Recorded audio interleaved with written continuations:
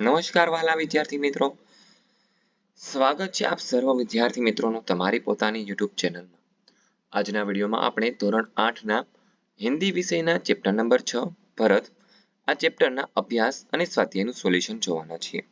વિદ્યાર્થી મિત્રો, આપણે આ ચેનલમાં ધોરણ 8ના હિન્દી વિષયના તમામ ચેપ્ટરના સ્વાધ્યાયના સોલ્યુશનના વિડીયો અપલોડ થઈ ગયેલા છે, જેની લિંક તમને નીચે ડિસ્ક્રિપ્શનમાં આપવામાં આવેલી છે. જોઈએ अभ्यास तेनो प्रश्न नंबर 1 निम्नलिखित प्रश्नों के उत्तर दीजिए। पहला सवाल, इस एकांकी के आधार पर बालक सर्वदमन की विशेषताओं का वर्णन कीजिए। तो जवाब आवश्यक सर्वदमन सुंदर, स्वस्थ और आकर्षक बालक है। उसका मुंह अग्नि के समान दमन रहा है। उसका साहसी और निर्भय स्वभाव देखकर आश्चर्य होता है। सिंह शावक के साथ खेलने में वह जरा भी नहीं डरता। शावक की माँ सिंह का भी उसे भय नहीं है। वह इतना हठी है कि तपस्वी तपस्विनियों के समझने का उस पर कोई असर नहीं होता। उसके हाथ में चक्रवर्ती सम्राट के लक्षण है। उसे खिलौने से स्वाभाविक लगाव है। बीजा सवाल, सर्वदमन के व्यवहारों को देखकर दुष्यंत के मन में कौन कौन से विचार आते हैं? जवाब आवश्य सर्वदमन का साहस, निर्भयता और बाल हठ देखकर दुष्यंत बहुत आनंदित होता है। उनके मन में सर्वदमन के प्रति प्रेम उमड़ आता है। सर्वदमन के मुख पर अग्नि जैसी दमक देखकर उन्हें आश्चर्य होता है। उन्हें लगता है कि यह निश्चय किसी तेजस्वी वीर का पुत्र है। बालक के हाथ में चक्रवर्तियों जैसे लक्षण और उसकी कमल जैसी हथेली देखकर आनंद और आश्चर्य में डूब जाते हैं। सर्वदमन के हाथ से सिंह शावक छुड़ाते समय वे बालक के हाथ का स्पर्श कर अत्यंत सुख का अनुभव करते हैं। वे सोचते हैं कि जब उन्हें इतना सुख होता है तो जिस भाग्यवान का यह बेटा है उसे कितना सुख होगा। इस प्रकार सर्वदमन के व्यवहारों को देखकर दुष्यंत के मन में तरह तरह के विचार आते हैं। प्रश्न नंबर 2, इस एकांकी में निम्नलिखित पात्रों के अंतर्निहित मूल्य बताइए। पहला सवाल है दुष्यंत। तो जवाब है राजा दुष्यंत कोमल हृदय के व्यक्ति थे। बालक सर्वदमन की बाल चेष्टाएं उन्हें मुग्ध कर देती है। उसके प्रति राजा के मन में स्नेह उमड़ने लगता है। वे सोचते हैं कि यह उनका पुत्र होता तो कितना अच्छा होता। फिर ऐसी घटनाएं घटती है जिनसे सिद्ध हो जाता है कि बालक सर्वदमन उन्हीं का पुत्र है। तब दुष्यंत के आनंद की सीमा नहीं रहती। उनका पितृहृदय वात्सल्य से भर जाता है। પછી બીજું છે सर्वदमन। सर्वदमन असाधारण बालक है। आश्रम की तपस्विनियां उसे सिंह शावक को छोड़ देने के लिए समझाती है, पर वह उनकी बात नहीं मानता। दुष्यंत से वह जरा भी परिचित नहीं है, फिर भी वह उनके कहने पर सिंह शावक को छोड़ देता है। उसकी सूरत भी दुष्यंत की सूरत से मिलती है। अपराजित नामक रक्षा सूत्र भी प्रमाणित कर देता है कि सर्वदमन दुष्यंत का ही पुत्र है। इस प्रकार पिता और पुत्र दोनों एक दूसरे से अनजान है, फिर भी उनके बीच पिता पुत्र जैसा भावधारा बहने लगती है। प्रश्न नंबर 3, इस परिच्छेद को ध्यानपूर्वक पढ़कर दिए गए प्रश्नों के उत्तर दीजिए। सरस मजानो फकरो आपेलो छे। હવે પ્રશ્નોના જવાબ જોઈએ। પહેલો સવાલ છે, એક अच्छा जंगल क्या कहलाता है? तो जवाब છે एक अच्छा जंगल जैविक भंडार घर कहलाता है। બીજું, जंगल को ज्यादा छाटने या खत्म करने पर से क्या नुकसान होता है? तेनो जवाब છે जंगल को ज्यादा छाटने या खत्म करने से अत्यंत उपयोगी और जरूरत के समय काम आने वाली बहुमूल्य वस्तुएं नष्ट हो जाती है। ત્રીજો, इस परिच्छेद को उचित शीर्षक दीजिए। जवाब છે उचित शीर्षक जंगल की सुरक्षा हमारा कर्तव्य। પછી ચોથું, પર્યાયવાચી શબ્દ લખીએ। જંગલ, ઘર અને બહુત। તો જંગલનું થશે વન, ઘરનું ગૃહ અને આવાસ, પછી બહુતનું થશે अधिक। પછી प्रश्न नंबर 5, इस परिच्छेद का आधारित दो सवाल बनाइए।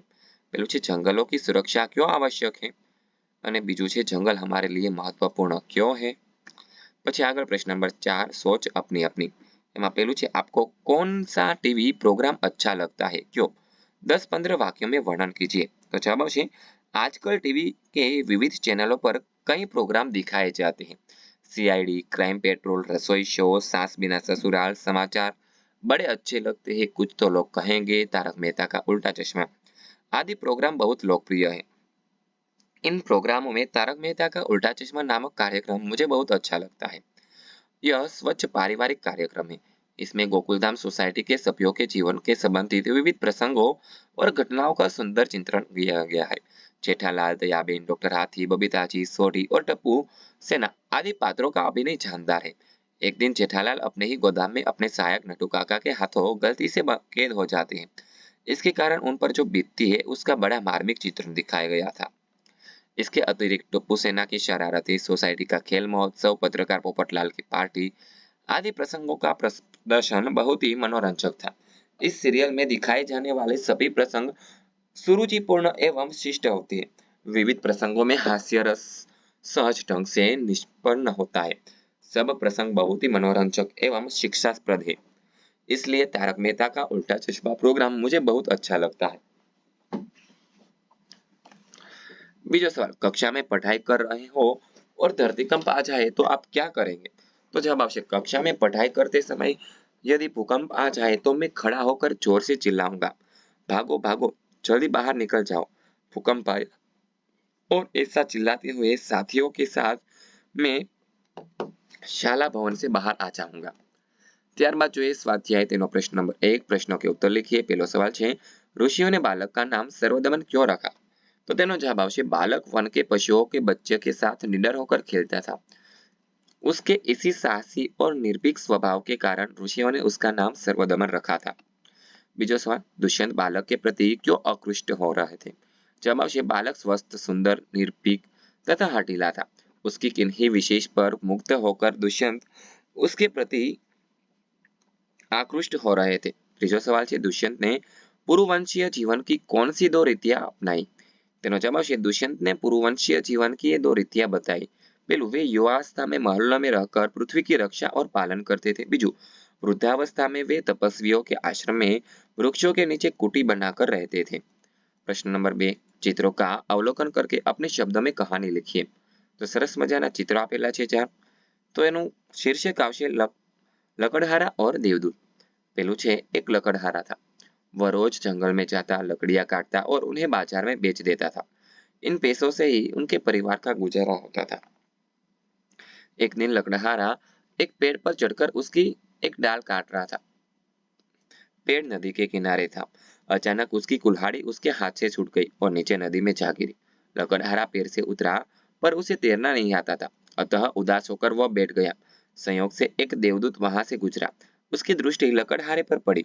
उसने लकड़हारे से उसकी उदास का कारण पूछा।